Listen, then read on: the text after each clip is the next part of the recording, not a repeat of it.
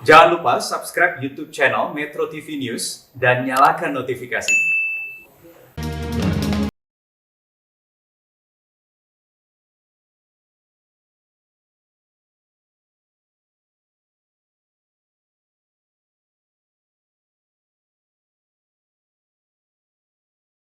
Pemirsa, pandemi yang belum berlalu, perayaan Natal dan Tahun Baru kali ini dibatasi demi keselamatan rakyat. Lonjakan kasus COVID-19 setelah libur panjang pada 28 Oktober hingga 1 November yang lalu harus menjadi pelajaran berharga.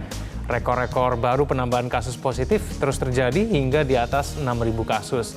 Penyebaran virus berbanding lurus dengan pergerakan manusia. Karena itu pergerakan manusia harus dibatasi antara lain dengan memangkas libur dan cuti bersama. Itu pun belum cukup, pelarangan kerumunan juga harus tegas ditegakkan. Akankah dipatuhi?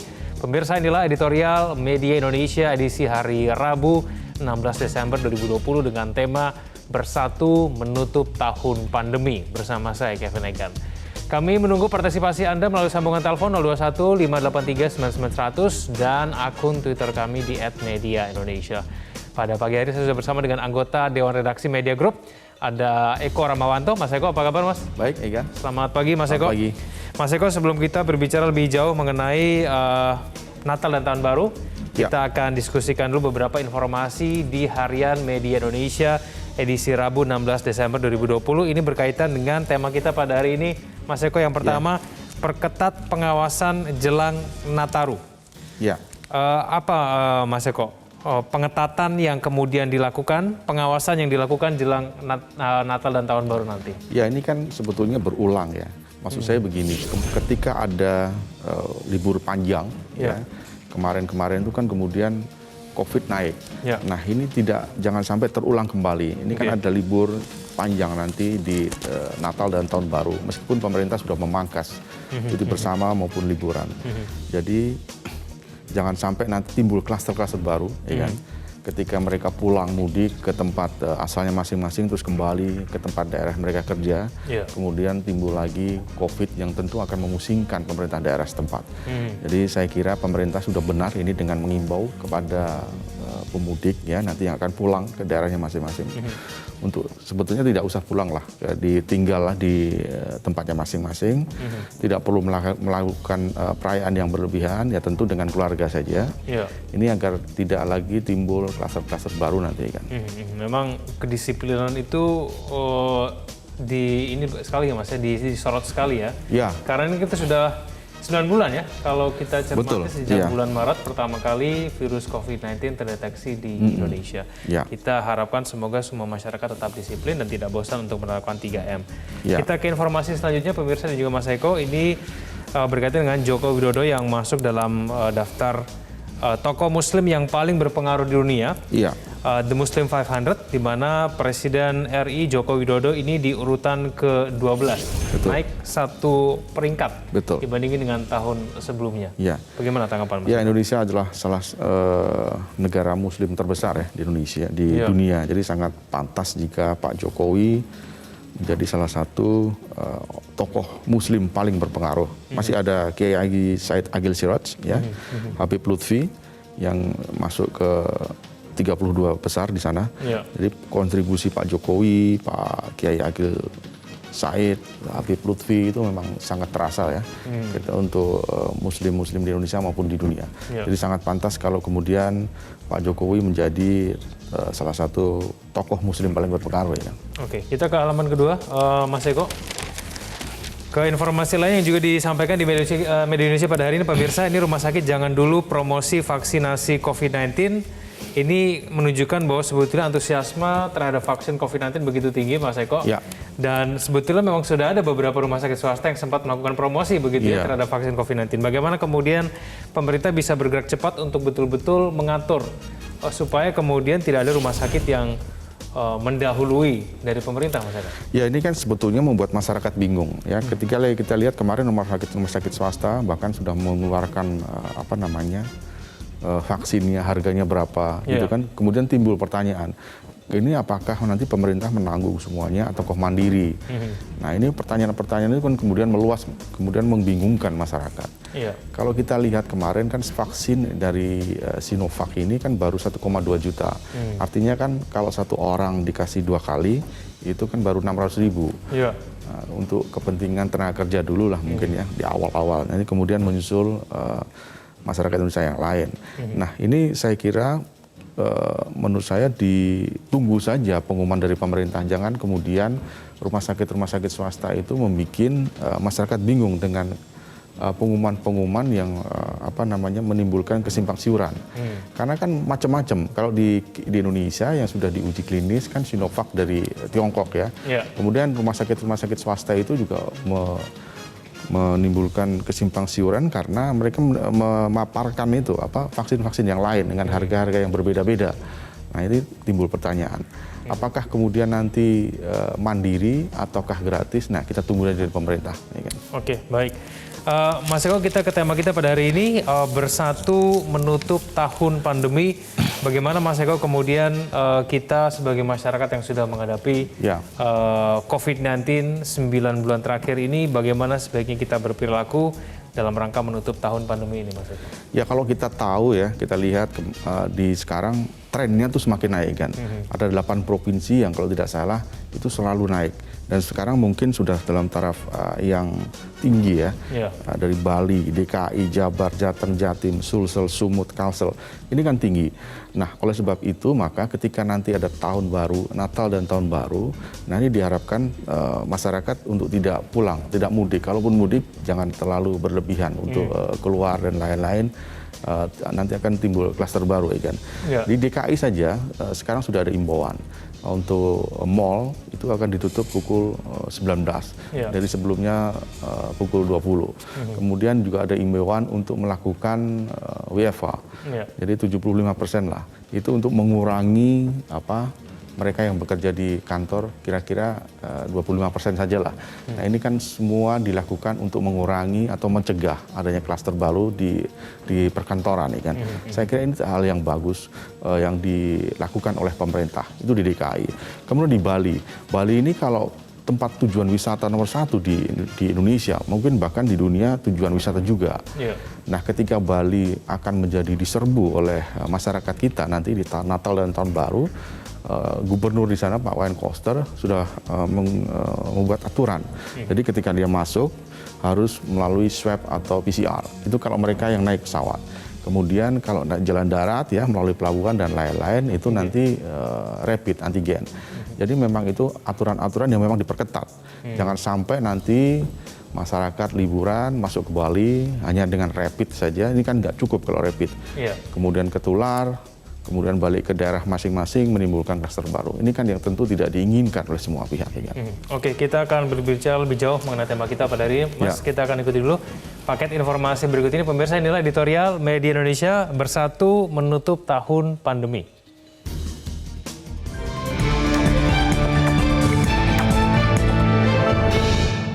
Bersatu menutup tahun pandemi.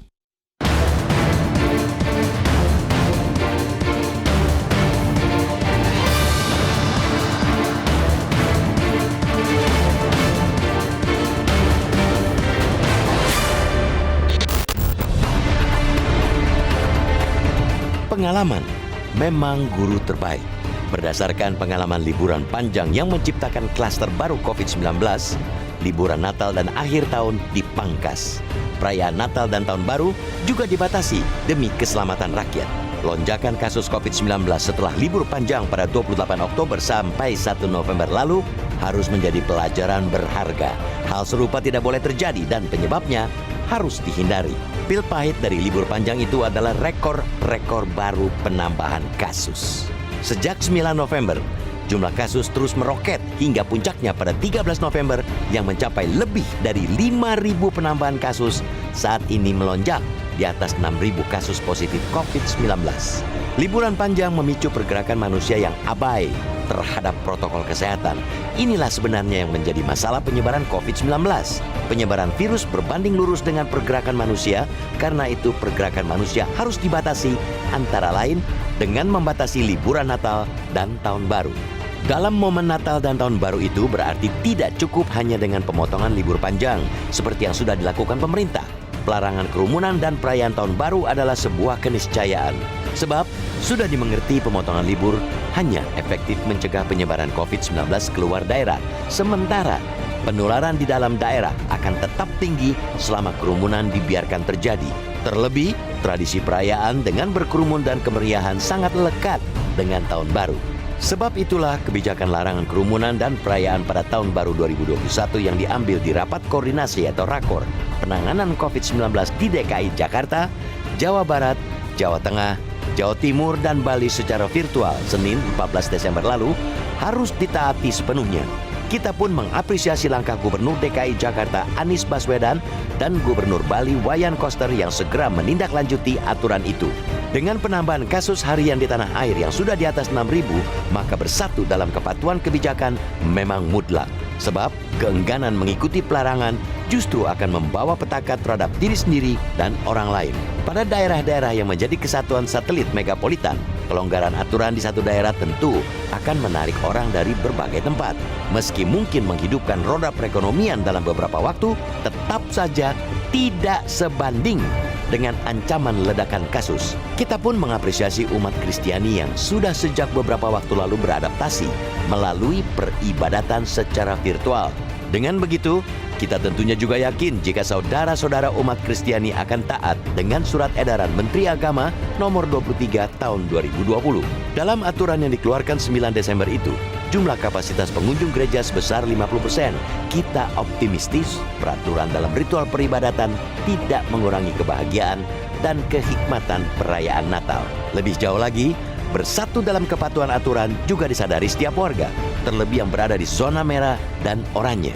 Nestapa pandemi yang telah berjalan hampir setahun memang hanya hidup ditutup dengan kedisiplinan bersama. Tanpa itu, petaka bukan tidak mungkin semakin panjang. Bahkan meski ketika vaksin telah hadir. Hendaknya selalu diingat bahwa pada saat kita liburan, virus corona yang mencabut nyawa itu tetap lembur. Karena itu, tetaplah bersatu menutup tahun pandemi dan jangan pernah lalai memakai masker, mencuci tangan, menghindari kerumunan, dan menjaga jarak.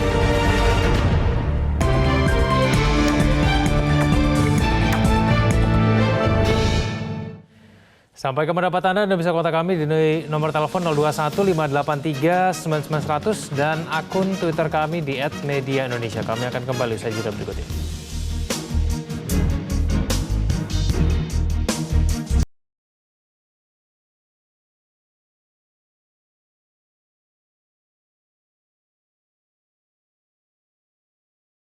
Kembali bersama kami di editorial Media Indonesia. Di segmen ini kita telah terhubung di sambungan telepon dengan Dr. Monika Nirmala, praktisi kesehatan masyarakat. Dr. Monika, selamat pagi. Selamat pagi, Mas Kevin. Ya, pagi dokter. Dokter, dalam perayaan Tahun Baru dan juga libur panjang di akhir tahun ini ada sejumlah kebijakan paling tidak ini intinya untuk membatasi dan mengetatkan pengawasan supaya kemudian tidak terjadi lagi penyebaran ataupun lonjakan terhadap infeksi COVID-19. Dokter Monika, menurut Anda apakah kebijakan ini sudah tepat dilakukan dan apakah ini efektif untuk betul-betul menghindarkan masyarakat Indonesia adanya lonjakan kasus COVID-19 lagi? Baik, terima kasih Mas Kevin. Jadi pertama kita perlu memahami bahwa pergerakan penduduk itu sangat berpengaruh signifikan terhadap jumlah kasus yang kemudian berdampak pada jumlah kematian ya, dan juga keterisian rumah sakit tentunya. Dan saat ini cukup banyak daerah yang masih berjuang gitu ya mengatasi sebetulnya lonjakan kasus yang sisa-sisa dari liburan yang sebelumnya, yang di akhir Oktober, di awal November waktu itu gitu. Dan kita memantau rumah sakit di provinsi-provinsi besar begitu ya, saat ini sudah melebihi angka 70% begitu. Sedangkan kita bisa bilang batas amannya di 70%. Artinya rumah sakit itu sudah banyak yang penuh dan kita bisa membayangkan kalau ini ada liburan yang cukup panjang lagi di akhir tahun, maka kita khawatir bahwa di awal tahun depan gitu rumah sakit akan semakin penuh dan mungkin orang tidak bisa mengakses lagi rumah sakit begitu. Jadi makanya sangat penting bahwa sebetulnya kita membatasi pergerakan penduduk di momen Natal dan Tahun Baru ini gitu, Mas. Jadi makanya kepada masyarakat begitu ya, mungkin himbauannya sebetulnya kalau bisa jangan berpergian dulu gitu. Karena kita melihat pergerakan penduduk itu sangat berpengaruh terhadap jumlah kasus, jumlah terisian rumah sakit, dan jumlah kematian gitu. Jadi kalau bisa di rumah bersama keluarga merayakan Natal dan Tahun Baru itu lebih baik gitu. Atau virtual begitu ya. Dan kalaupun memutuskan untuk bepergian gitu, harus bersama dengan orang yang serumah atau dengan bubble yang sama gitu ya, dengan satu gelembung yang sama. Gelembung artinya orang-orang yang kita berinteraksi setiap hari di dalam rumah yang sama gitu. Jadi stay dengan orang-orang di dalam bubble tersebut. Dan kalaupun harus keluar daerah gitu ya, bepergian, coba kita pikirkan apakah kita membawa virus ke daerah lain atau enggak, atau apakah kita membawa virus kepada pelaku perjalanan yang lain gitu, sehingga saya bisa menularkan. Oleh karena itu, untuk tahu itu kita harus tes gitu. Kita harus tes dulu sebelum perjalanan. Tes yang saya maksud adalah diutamakan dilakukan PCR atau minimal rapid test antigen begitu. Lalu kalaupun kemudian mengadakan kegiatan begitu ya, bertemu dengan keluarga misalnya, coba upayakan pertemuannya itu di luar ruangan gitu. Misalnya di taman atau ya setting outdoor lah, itu jauh-jauh lebih aman dibandingkan pertemuan di dalam indoor, ruangan tertutup dengan ventilasi minimal begitu. Jadi pikirkan kalau nggak bisa di rumah nih, kalau keluar rumah bersama dengan keluarga serumah dan tidak ketemu dengan orang yang di luar dari keluarga serumah. Dan kalaupun ketemu dengan orang-orang di luar keluarga serumah, itu pikirkan dengan konteks outdoor, dengan ventilasi yang baik, dan selalu gunakan masker dengan benar gitu ya, yang dengan menutupi hidung dan mulut. Itu jangan cuma setengah-setengah atau biasanya orang lepas masker itu saat makan bersama gitu ya, apalagi ini momen Natal dan Tahun Baru, biasanya banyak makan bersama gitu. Nah ini sebisa mungkin sebetulnya dihindari gitu. Makan bersama ini kan kita artinya melepaskan perlindungan kita yang ya satu-satunya lah bisa dibilang gitu ya, perlindungan eksternal satu-satunya yaitu masker gitu. Jadi mungkin poin-poin saya itu, Mas, kalau yang diutamakan kalau bisa tidak berpergian, jangan bepergian. Kalaupun harus bepergian bersama keluarga serumah, dan kalaupun harus ketemu orang di luar rumah, itu harus pikirkan apakah saya membawa virus atau enggak dengan tes, dan juga upayakan konteksnya itu outdoor. Mungkin itu, Mas, ya poinnya. Oke. Dokter, menurut Anda apa sih yang membuat orang tetap melakukan bepergian, padahal sebetulnya libur panjang itu sudah terbukti membuat lonjakan COVID-19, dokter? Ya, saya melihatnya kalau secara manusiawi gitu ya, pandemi ini kan sudah hampir 1 tahun di Indonesia gitu ya. Dan kita sepanjang tahun ini dibilang jangan di rumah begitu. Dan mungkin orang menanti-nanti gitu ya, setiap kali ada momen seperti perayaan Natal ini, maka biasanya bertemu dengan keluarga, bertemu dengan teman-teman dan segala macam. Jadi ada unsur kebosanan di sana, ada unsur sosial budaya yang sudah setiap tahun dilakukan. Jadi ada dorongan yang cukup kuat untuk itu, dan mungkin orang juga tidak tahu juga kondisi di rumah sakit seperti apa, atau kira-kira prediksi ke depannya bagaimana, mungkin banyak yang belum tahu juga. Tapi di sini mungkin saya ingin menegaskan bahwa rumah sakit itu sudah hampir penuh di banyak kota-kota besar di seluruh Indonesia gitu. Oleh karena itu, kita tidak mau kita jatuh sakit karena liburan Natal dan Tahun Baru ini. Karena mungkin di awal tahun depan itu, mungkin rumah sakit tidak mampu menampung orang-orang yang sakit ini, gitu. Karena saking penuhnya. Gitu. Oleh karena itu, tolong pikirkan betul-betul, kalau bisa tidak bepergian, jangan bepergian. Kalaupun harus bepergian, perhatikan hal-hal yang tadi saya sampaikan. Baik, Dr. Monika Nirmala, terima kasih telah bergabung bersama kami di Editorial Media Indonesia. Selamat pagi, Dokter. Mas Eko, sebelum kita jeda, kalau kita cermati karena mungkin sudah 9 bulan ya, Mas Eko ya, ini mungkin tantangannya orang sudah susah untuk dilarang, Mas, untuk melakukan bepergian.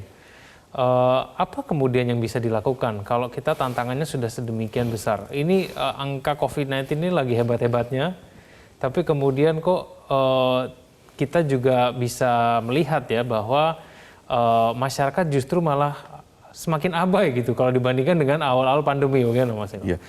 Kalau dikatakan jenuh sudah pasti ya, karena 9 bulan itu bukan waktu yang pendek untuk tetap berdiam di rumah. Mereka kan tetap harus beraktivitas, bekerja, dan lain-lain. Tentu ada di sela-sela itu pengen liburan juga. Karena kan waktunya sekarang lebih banyak di rumah kan, WFH, bisa bekerja dimanapun. Tapi kita harus tetap berpikir bahwa dimanapun kita berada, kita bisa terjangkit itu COVID-19. Tentu 3M yang sering dilontarkan pemerintah, juga kita sering mengatakan itu memakai masker dan lain-lain itu harus tetap dipakai kan. Jadi protokol kesehatan tetap harus dijaga. Saya setuju dengan Dr. Monica tadi, jika kita ingin bepergian tentu kita harus memeriksa kita dulu lah minimal. Jadi tentu PCR atau swab atau minimal rapid antigen. Jadi ketika kita pergi tentu kita dalam keadaan clear, jadi bersih dulu. Tentu semua orang juga harus melakukan hal yang sama jika tidak ingin tertular. Ketika kita berada di tempatnya rekreasi misalkan, tentu juga harus hati-hati. Karena kalau enggak, kita pulang juga bisa tertular. Kan? Kalau kita lihat sekarang di Indonesia itu zona merahnya sudah 64 kota kabupaten ini kan. Jadi ini bukan main-main lagi. Seperti yang dikatakan Dr. Monica tadi, jadi memang perjalanan penduduk ini dari satu tempat ke tempat lain itu memang sangat berpengaruh nanti dengan ledakan COVID ya, terutama dengan okupasi ketersediaan tempat tidur di rumah sakit. Kalau itu nanti bisa meledak tahun depan mungkin ya kita akan kesulitan untuk mendapatkan tempat untuk dirawat ya kan. Oke, kita akan dengarkan nanti Mas Eko tanggapan dari penelpon kita. Kami akan kembali usai jeda berikut ini.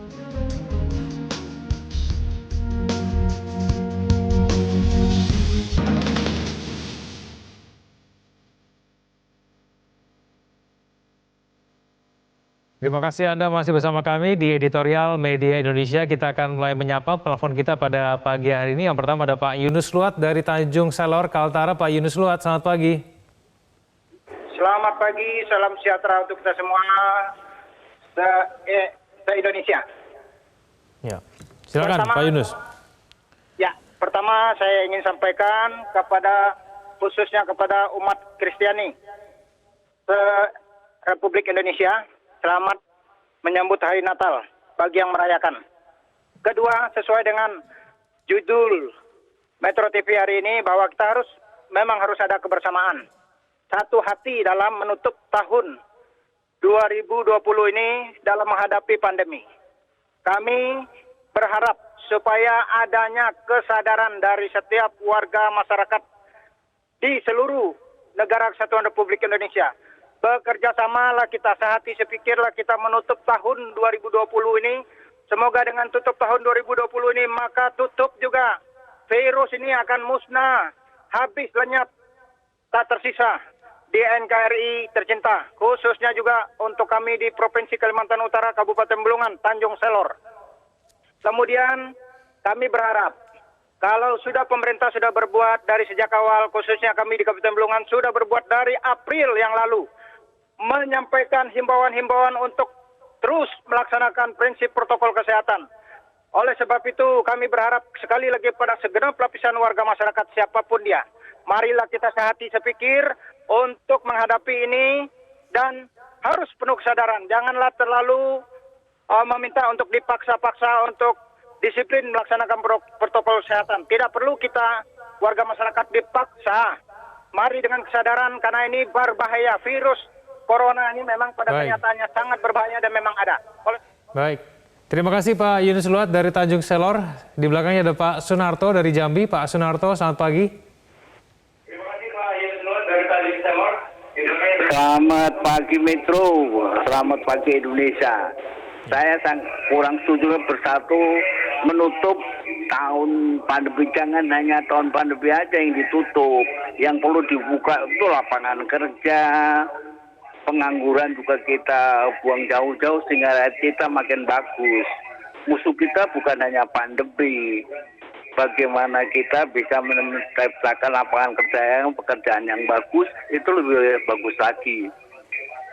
Rasanya demikian, mudah-mudahan ada manfaatnya bagi bangsa Indonesia. Terima kasih, selamat pagi. Baik, selamat pagi Pak Sunarto, terima kasih. Di belakangnya ada Pak Iwan dari Jember, Jawa Timur. Pak Iwan, selamat pagi. Selamat pagi Bung Eko, selamat pagi Bung Kevin. Ya. Begini, tahun pandemi memang benar, 2020 ini memang puncak dari tahun pandemi. Yang jadi masalah sekarang, kalau kemudian pemerintah sudah menyiapkan yang namanya anggaran sampai 17 triliun, sekarang sudah datang 1,2 juta vaksin. Lalu nanti akan datang 1,8 juta. Pertanyaannya sekarang, bagaimana vaksin merah putih? Sedangkan ada alat memantau apakah dia terpapar apa enggak dengan COVID-19 itu dari GNOS, dari UGM. Itu pun harus diperhatikan oleh pemerintah. Nah, kalau kemudian ada tindakan yang bersifat pidana terhadap protokol kesehatan, itu yang jadi masalah sekarang. PSBB itu kan bersifat persuasif, edukatif, dan preventif. Kalau kemudian dipidanakan, waduh, ini sudah termasuk pendzaliman menurut saya. Sebab pada akhirnya harusnya kalau ada tindakan preventif, tindakan represif, itu lockdown yang harus dilakukan. Nah, itu baru dipidanakan. Kalau enggak, tutup saja itu pasar tradisional. Baik, terima kasih Pak Iwan dari Jember, kami sudah menangkap poinnya.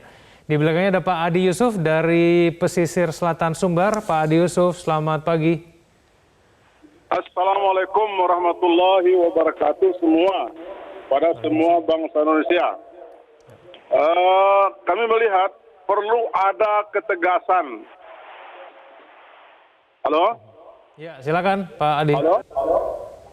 Perlu ada ketegasan baik di tingkat nagari, desa, kelurahan untuk menutup sementara semua tempat hiburan, tempat wisata, minimal selama libur panjang. Mudah-mudahan dengan ketentuan itu kita melihat bagaimana nanti supaya tidak ada terjadi penyebaran COVID. Terima kasih. Baik. Terima kasih Pak Ade Yusuf dari pesisir selatan Sumbar. Mas Eko, perlu dilakukan penutupan terhadap tempat-tempat wisata di daerah? Ya, pemerintah sudah mengatakan bahwa ini sebetulnya bukan PSBB, tapi pengetatan terukur dan terkendali. Jadi istilahnya itu, pengetatan terukur dan terkendali. Jadi memang ketika libur panjang pasti akan banyak warga yang akan memadati tempat-tempat wisata. Itu sebabnya maka di beberapa daerah yang saya sebutkan tadi, 8 daerah yang sekarang menjadi zona merah, Bali, DKI, Jabar, Jateng, Jatim, Sulsel, Sumut, dan Kalsel itu memang akan diperketat. Terutama Bali, kemudian Jawa Barat dan Jawa Timur, Jawa Tengah yang memiliki destinasi wisata favorit, tentu akan diperketat. Bali yang saya sebutkan tadi, tentu ketika akan masuk ke sana harus memakai PCR atau swab. Tentu ini akan membutuhkan waktu. Ketika mereka sudah punya tiket, maka mereka hari ini kemarin dia minimal harus swab. Karena tanggal 18 sudah dimulai aturan itu. Demikian juga di daerah-daerah lain tentu akan diberlakukan hal yang sama, tergantung kepala daerahnya masing-masing. Tujuannya apa? Tujuannya agar tidak ada penyebaran lagi di sana. Kemudian dia pulang juga demikian. Nah, ini yang harus diantisipasi oleh kepala-kepala daerah di tempatnya masing-masing. Jangan sampai kemudian ketika ada wisatawan masuk tidak mengindahkan protokol kesehatan, kemudian menulari di sana. Seharusnya yang zona merah turun menjadi orange dan kemudian hijau, tetap merah di sana. Nah, ini kan tentu akan menimbulkan permasalahan baru karena kita lihat sekarang kan COVID-nya belum menurun nih kan. Kalau semakin naik yang disebutkan Dr. Monica tadi, tentu akan ketersediaan tempat tidur di rumah sakit pasti akan terganggu. Tahun depan pasti akan sulit lagi orang akan mencari rumah sakit rujukan. Nah ini kan semua harus disadari oleh semua masyarakat. Jadi tahun ini sebetulnya lebih baik di rumah. Untuk Natal dan Tahun Baru ibadah di rumah saja, bisa virtual. Ketemu keluarga juga jangan dulu, ditahan dulu. Karena jangan sampai nanti kita pulang juga menulari keluarga kita ya kan. Tapi cukup tidak sih Mas Eko dengan kebijakan yang kemudian sudah diberlakukan begitu ya, seperti pelarangan kerumunan, pergi ke Bali harus swab PCR, lalu kemudian tempat hiburan jam bukanya juga sudah dibatasi kembali. Itu cukup tidak untuk menahan atau membuat warga yang mungkin sudah jauh-jauh hari mengatur rencana untuk berlibur di akhir tahun, akhirnya membatalkan begitu, tetap di rumah. Cukup tidak Mas Eko? Ya warga Indonesia itu kalau dihimbau itu kadang-kadang susah, bandel ya kan. Jadi itu biasa ya di kita. Jadi memang harus kita ada kesadaran dari kita. Tentu pemerintah kan sudah melakukan edukasi untuk pengumuman dan lain-lain. Jadi ketika kita sudah melakukan protokol kesehatan dulu, ya, kita mengecek dulu kesehatan kita, baru kita boleh sebetulnya jalan. Tapi kalau enggak, nanti dikhawatirkan tentu akan menulari warga yang lain kalau kita tahu kita kena kan. Jadi menurut saya harus mulai diri kita sendiri dulu. Jadi ketika kita sudah clear, keluarga kita clear, ketika kita jalan, tentu protokol kesehatan harus diketat. Jangan sampai kalau ada kerumunan kita masuk, ya jangan juga. Tentu itu kan hal yang harus ditaati. Tapi kalaupun itu nggak bisa ditaati, ya lebih baik di rumah saja lah ya kan, daripada kita pergi ke luar kota nanti menimbulkan masalah. Lebih baik di rumah. Kalaupun harus ibadah virtual misalnya. Kalau mau ketemu keluarga ya ditelepon atau video call atau ya masih bisa dilakukan itu. Lebih pasti aman ya Mas Eko, di rumah aja ya. Iya. Nah sekarang peran dari kepala daerah Mas Eko. Ya. Ini bagaimana kemudian kepala daerah berperan lebih untuk belajar dari pengalaman sebelumnya ya, libur-libur panjang sebelumnya di mana kemudian itu terbukti untuk menyumbang terhadap lonjakan COVID-19. Ya, yang namanya liburan itu sebetulnya pasti ditunggu oleh kepala daerah dimanapun ya. Bali misalkan, tentu akan mendapat devisa yang masuk. Tapi kan ini di tengah pandemi ini kita nggak bisa seenaknya sendiri.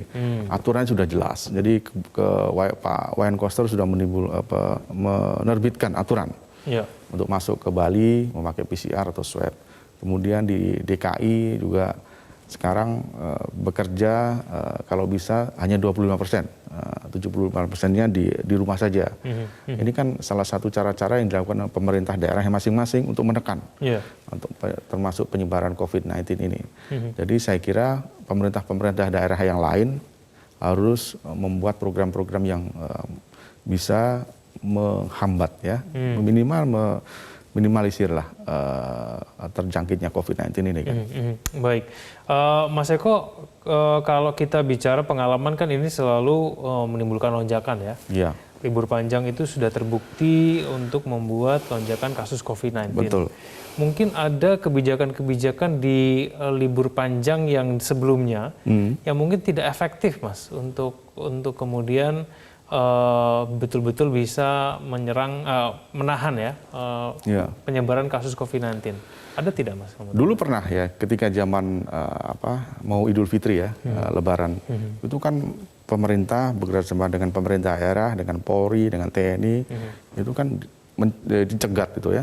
Mereka yang jalan darat disuruh balik, kalaupun tidak mendesak lebih baik pulang ke daerah masing-masing, itu kan dulu pernah. Nah sekarang mungkin karena lebih dilonggarkan, kita lebih bisa lebih fleksibel begitu, maka hal-hal yang seperti itu tidak dilakukan lagi ya kan. Maka sekarang tergantung kepada individu masing-masing lah ya. Kalau kita ingin membantu pemerintah daerah, pemerintah pusat, ya tentu kita harus jangan mengabaikan protokol kesehatan yang saya sebutkan tadi. Ketika semua sudah aware dengan dirinya sendiri, saya kira itu termasuk membantu ya kan. Kalau dari sisi ekonomi, Mas Eko mungkin juga masyarakat ini sudah tidak mungkin lagi melakukan sesuatu yang kemudian membuat ekonominya tidak kembali berkembang begitu.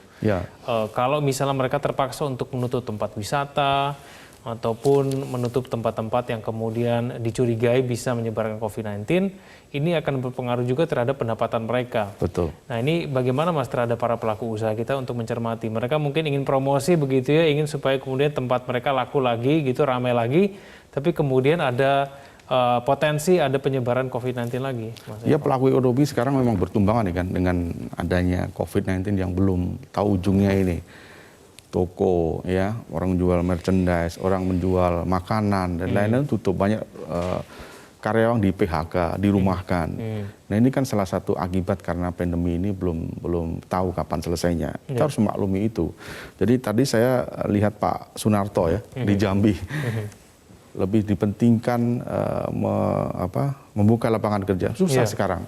Karena semua negara, bukan Indonesia, tapi di seluruh dunia itu kena COVID ya kan. Bahkan sekarang di beberapa negara melakukan lockdown dulu. Resesi juga banyak di tempat negara-negara termasuk Indonesia. Ini kan resesi. Jadi susah sekarang untuk berbicara soal lapangan kerja. Memang pemerintah sudah melakukan hal yang maksimal. Nah, tentu pandemi harus dibarengi juga dengan kesehatan, tentu juga dengan ekonomi ya kan. Jadi ini harus semua berbarengan ya kan. Jeda dulu, Mas Eko, kita akan kembali usai jeda pariwara berikut ini.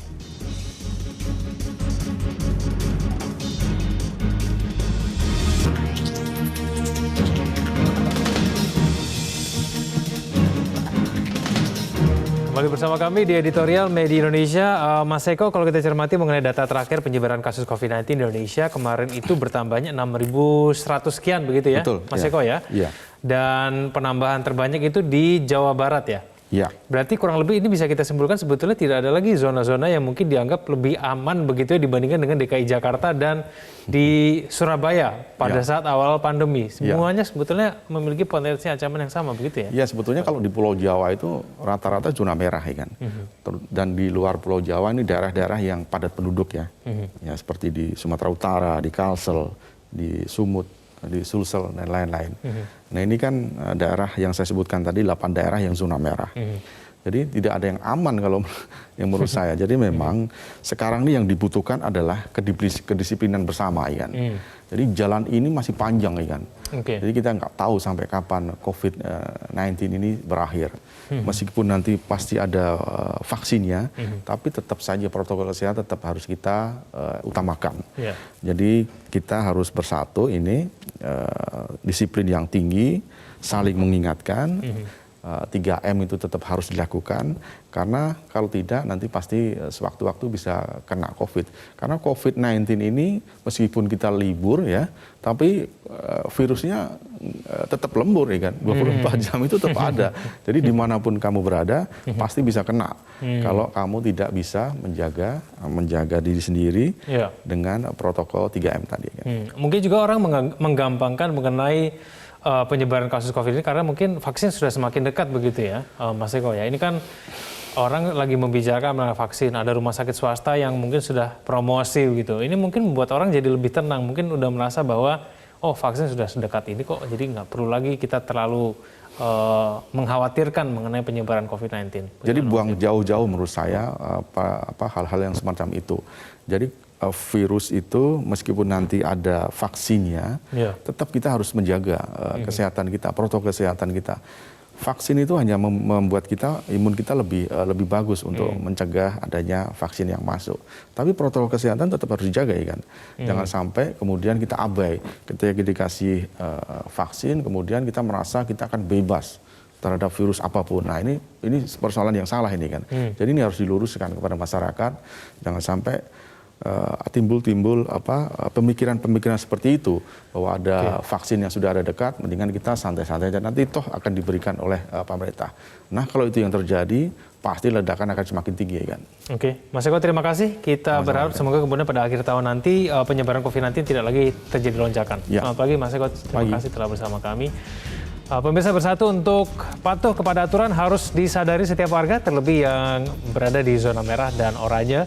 Meski ketika vaksin telah hadir, harus selalu diingat bahwa pada saat liburan, virus corona yang mencabut nyawa itu tetap ada di tengah-tengah kita. Disiplin penerapan 3M tetap menjadi yang utama. Jangan pernah lalai memakai masker, mencuci tangan, dan menghindari kerumunan. dan menjaga jarak untuk memutus mata rantai penularan virus corona. Terima kasih Anda telah menyaksikan editorial Media Indonesia. Selamat pagi.